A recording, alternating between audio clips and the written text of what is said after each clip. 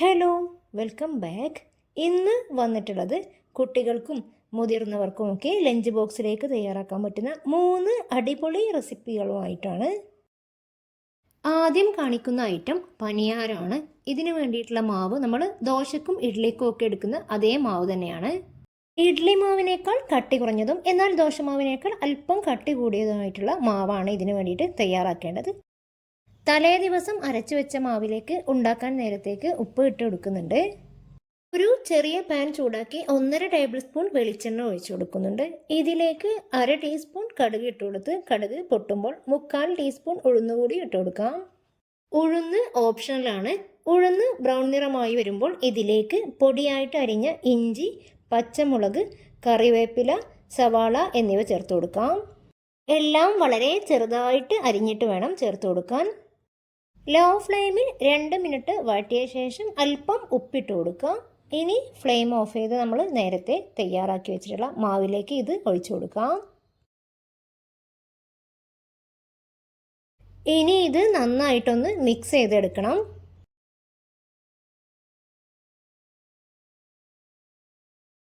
ഉണ്ണിയപ്പ ചട്ടിയിലാണ് നമ്മളിത് ഉണ്ടാക്കിയെടുക്കുന്നത്. അതിന് വേണ്ടിയിട്ട് നമ്മൾ ചട്ടി ചൂടാക്കി എടുത്തിട്ടുണ്ട്. ഇനി ഇതിലേക്ക് ഓയിൽ ഒഴിച്ചു കൊടുക്കാം.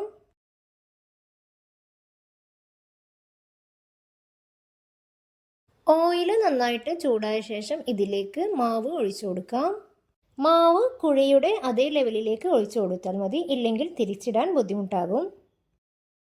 3-4 മിനിറ്റിന് ശേഷം ഒരു വശം മറിച്ചിടാം. പാകമായോ എന്നറിയാൻ വേണ്ടിയിട്ട് ഒരു കത്തിയോ പപ്പടക്കോലോ ഉപയോഗിച്ചൊന്ന് കുത്തി നോക്കാം. മാവ് പറ്റി പിടിച്ചിട്ടില്ലെങ്കിൽ പാകമായിട്ടുണ്ട്.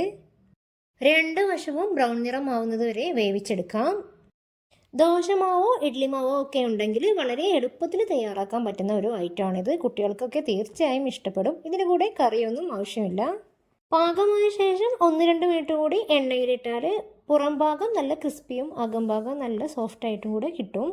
വേവായി കഴിഞ്ഞാൽ ഇത് എണ്ണയിൽ നിന്ന് എടുത്തു പോരാം. അപ്പോൾ ഇത്രയേ ഉള്ളൂ. ഇതുവരെ ട്രൈ ചെയ്യാത്തവരുണ്ടെങ്കിൽ തീർച്ചയായും ഒന്ന് ട്രൈ ചെയ്ത് നോക്കണേ.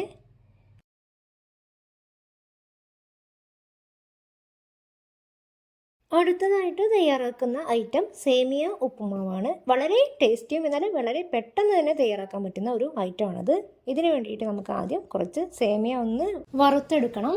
ചെറിയൊരു ബ്രൗൺ നിറമാകുന്നത് വരെ ലോ ഫ്ലെയിമിലിട്ട് കരിയാതെ വറുത്തെടുക്കാം. ഇനി ഇത് പാത്രത്തിൽ നിന്ന് മാറ്റി ഇതേ പാത്രത്തിലേക്ക് 1.5 ടേബിൾ സ്പൂൺ നെയ്യ്, 1/2 ടീസ്പൂൺ സൺഫ്ലവർ ഓയിൽ എന്നിവ ഒഴിച്ചെടുക്കുന്നുണ്ട്.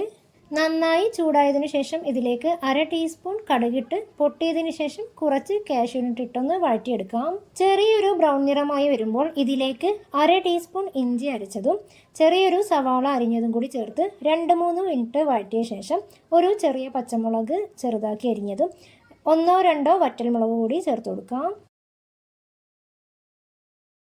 സവാള നന്നായിട്ട് വഴന്നു വരുമ്പോൾ ഇതിലേക്ക് കുറച്ച് ക്യാരറ്റ് ചെറുതാക്കി അരിഞ്ഞതും കൂടെ ചേർത്ത് കൊടുക്കുന്നുണ്ട്.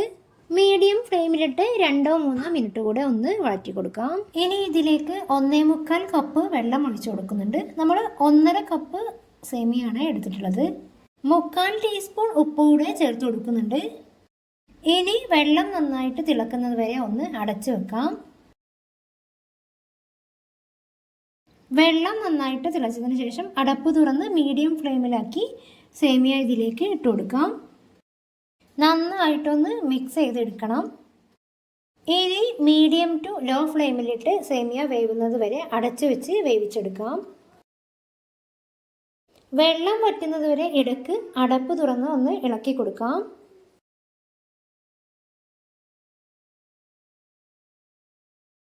വെള്ളം വറ്റി തുടങ്ങുമ്പോൾ കുറച്ച് മല്ലിയില ചെറുതാക്കി അരിഞ്ഞത് കൂടി വേണമെങ്കിൽ ചേർത്ത് കൊടുക്കാം.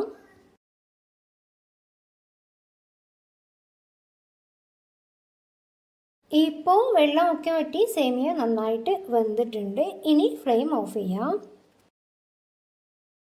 വളരെ എളുപ്പത്തിൽ ഒരു 10-15 മിനിറ്റ് കൊണ്ടൊക്കെ തയ്യാറാക്കാൻ പറ്റുന്ന ഒരു ഐറ്റമാണ്.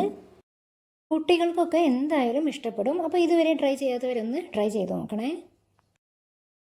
അടുത്തതായിട്ട് ഷെയർ ചെയ്യുന്നത് ക്യാരറ്റ് റൈസിൻ്റെ റെസിപ്പിയാണ്. അതിന് വേണ്ടിയിട്ട് ആദ്യം ഒരു പാത്രത്തിലേക്ക് കുറച്ച് വെള്ളം എടുത്തിട്ടുണ്ട്.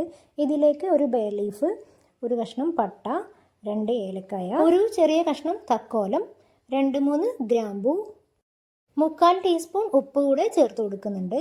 വെള്ളം നന്നായിട്ട് ചൂടാകുമ്പോൾ ഇതിലേക്ക് 1 കപ്പ് പൊന്നി അരിയാണ് ഇട്ട് കൊടുക്കുന്നത്. വേണമെങ്കിൽ ബസുമതി അരിയും ഇട്ട് കൊടുക്കാം. അരി നന്നായിട്ട് വെന്തതിന് ശേഷം ഊറ്റിയെടുക്കാം. ഒരു പാൻ ചൂടാക്കി 1 ടേബിൾ സ്പൂൺ സൺഫ്ലവർ ഓയിൽ ഒഴിച്ചു കൊടുത്തിട്ടുണ്ട്. ഇതിലേക്ക് 1/4 ടീസ്പൂൺ ചെറിയ ജീരകം, 1/4 ടീസ്പൂൺ പെരുംജീരകം, 2 വെളുത്തുള്ളി നീളത്തിലരിഞ്ഞത്, 1 ചെറിയ കഷ്ണം സവാള പൊടിയാക്കി അരിഞ്ഞത് കൂടി ചേർത്ത് ഒന്ന് വഴറ്റിയെടുക്കാം. 1 പച്ചമുളകിൻ്റെ പകുതി ചെറുതാക്കി അരിഞ്ഞതും കൂടി ചേർത്ത് കൊടുക്കുന്നുണ്ട്. ഇനി ഇതിലേക്ക് 1 ചെറിയ ക്യാരറ്റ് ഗ്രേറ്റ് ചെയ്തത് കൂടി ചേർത്ത് കൊടുക്കാം. 1/4 ടീസ്പൂണിന് താഴെയായിട്ട് ഉപ്പിട്ട് കൊടുക്കാം. നന്നായി മിക്സ് ചെയ്തതിന് ശേഷം ക്യാരറ്റ് വേകുന്നത് വരെ ഒന്ന് അടച്ചു വെക്കാം.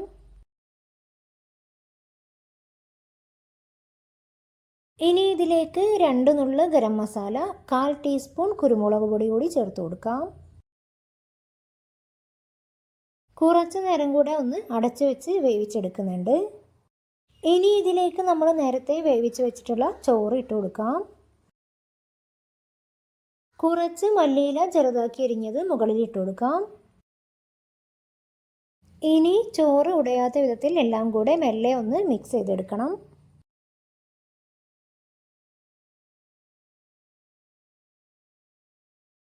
കുറച്ച് ഗ്രേറ്റ് ചെയ്ത ക്യാരറ്റ് കൂടെ ചേർത്ത് കൊടുക്കാം. ചെറിയൊരു കളറിന് വേണ്ടിയിട്ട് ഒരിത്തിരി കാശ്മീരി മുളക് പൊടി ആഡ് ചെയ്ത് കൊടുക്കുന്നുണ്ട്. ഇത് തികച്ചും ഓപ്ഷണലാണ്.